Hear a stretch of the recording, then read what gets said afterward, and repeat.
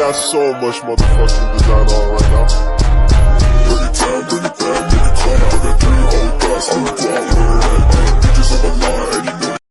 Dan ucapan Bismillahirrahmanirrahim. Assalamualaikum warahmatullahi wabarakatuh. Pertama, perkenalkan, nama saya Sinta. Saya dari Prodi Perbankan Syariah kelas C dengan NIM 2020 050 10 21 17 yang sekarang sudah semester 6. Adapun tujuan dari pembuatan video ini yaitu untuk mempresentasikan dari UAS mata kuliah analisis laporan keuangan, yang dimana mereview materi kelompok dari kelompok 7 sampai kelompok 12. Mungkin langsung saja ke materi pertama, yaitu mengenai materi dari kelompok 7 yang dimana membahas tentang analisis rasio. Nah, di sini rasio keuangan atau financial ratio yaitu sebuah alat atau suatu alat yang digunakan oleh pihak perusahaan untuk menilai kinerja keuangan berdasarkan dari data perbandingan antara masing-masing pos yang terdapat di lapangan keuangan, seperti laporan neraca, laporan laba rugi, dan laporan arus kas pada periode tertentu. Kemudian analisis rasio keuangan. Di sini analisis rasio keuangan yaitu suatu proses pengamatan indeks yang dimana berhubungan dengan akuntansi pada laporan keuangan. Kemudian tujuan dari adanya analisis rasio keuangan ini bagi perusahaan itu, tujuan utama dari analisis ini yaitu sebagai alat barometer untuk melakukan forecasting atau memproyeksikan posisi keuangan di masa yang akan datang.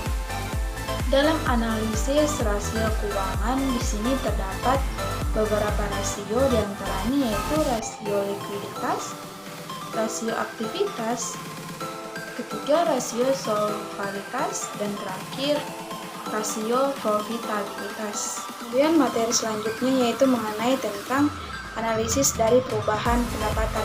Di sini pentingnya analisis perubahan penghasilan dan biaya, yaitu analisis pos-pos laba rugi yang secara terperinci untuk melihat keberhasilan perusahaan dalam jangka panjang melalui dari keuntungan atau laba yang diperoleh, yang dimana hal ini tergantung pada realisasi keuntungan. Analisis keuangan akan mencakup studi tentang perubahan penjualan, perubahan laba bruto, dan laporan dari laba bersih. Laba kotor yaitu selisih antara penjualan dengan harga dari pokok penjualan. Di sini analisis perubahan dari laba kotor adalah sebuah analisa atau evaluasi yang dilakukan oleh pihak manajemen untuk mencari sebab dari terjadinya perubahan dari laba kotor suatu perusahaan dari periode ke periode. Ini ada beberapa faktor yang dapat mempengaruhi dari laba bersih tersebut. Di antaranya yaitu yang pertama, naik turunnya jumlah unit yang dijual dan harga dari jual per unit tersebut. Yang kedua itu naik turunnya HPP. Yang ketiga, naik turunnya biaya usaha yang dipengaruhi oleh jumlah dari unit yang dijual. Kita lanjut ke pembahasan dari kelompok 10 yang dimana materinya yaitu analisis dari titik impas. Di sini titik impas merupakan suatu kondisi di mana pelaku bisnis tidak mendapatkan atau tidak memperoleh yang namanya laba atau keuntungan dan juga tidak menderita kerugian.